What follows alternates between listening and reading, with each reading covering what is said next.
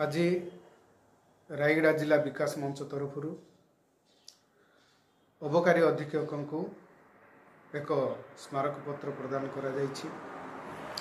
उक्त स्मारक पत्र रे साइप्रिया नगर टारे थिबा जो जातीय राजपथ अच्छी से कड़े 15 नंबर जो विदेशी मद दुकान अच्छी से मद दुकान रे सबु बेले मद्यपंक भिड़ जमी थाए।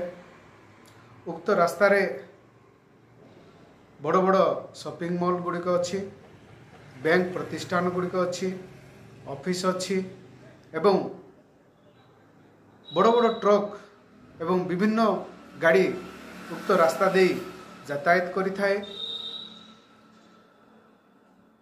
सिटी लेखा अच्छी जे ठिपी बंद मद दुकान, किंतु सही मद दुकान आगे मद्यप माने मद्य किणी मद्यपान करुवा भी देखा जाउछि।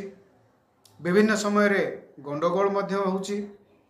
विशेषकर मद पी बेपरुआ भावे गाड़ी चालना करी दुर्घटना भी घटिवार नजर रही।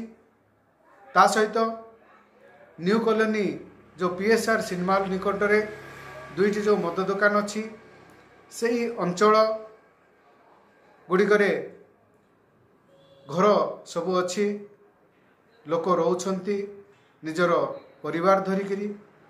निकटरे एक विद्यालय भी अच्छी, पीएसआर सिनेमा हॉल अच्छी एवं सरकारी कार्यालय अच्छी, दुकान बजार अच्छी। तो अधिकांश समय रे सेठारे मद्यपंक भिड़ जमी थाए। सबु समय रे सेठारे भिड़ करि थांती, सेही रास्ता उपरे मद्यपान करि थांती।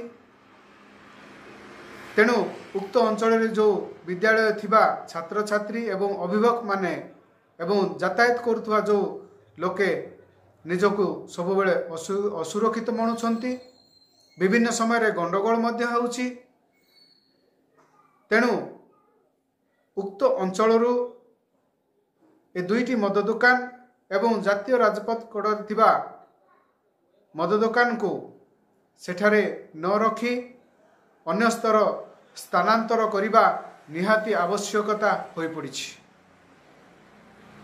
नहले आगामी दिन रे विभिन्न प्रकार असुविधार सम्मुखीन हेई पारे।